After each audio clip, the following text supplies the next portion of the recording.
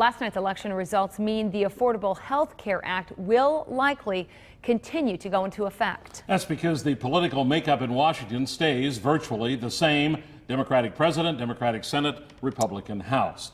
Wisconsin has avoided implementing the health insurance reform law. Governor Walker stalling, hoping for an election outcome different from what happened last night. So Walker's administration now has some decisions to make. Fox 11's Ben Krumholtz tonight has our balanced coverage.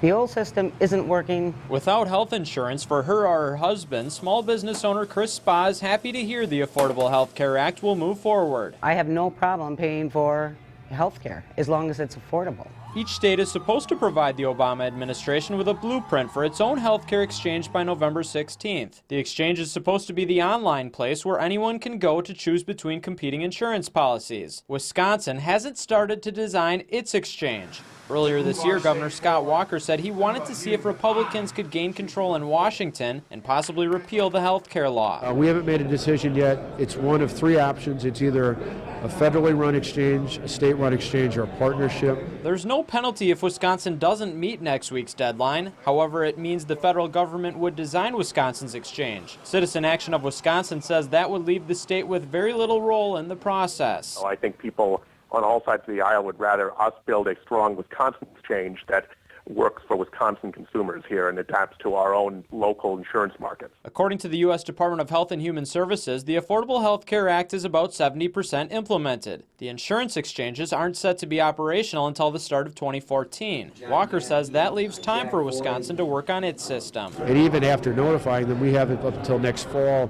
to make modifications if we saw fit. As for Spa, she admits she doesn't know a lot about the exchange options, but she says she's ready to learn more. If it's any kind of plan that can help me and my husband get access to health care, I'm all for it. In De Pere, Ben Krumholtz, Fox 11 News. So as Ben mentioned, submitting the exchange's blueprint is a Walker administration decision. However, if it does not submit a plan by next week's deadline, the state legislature could play a role next year in its installation.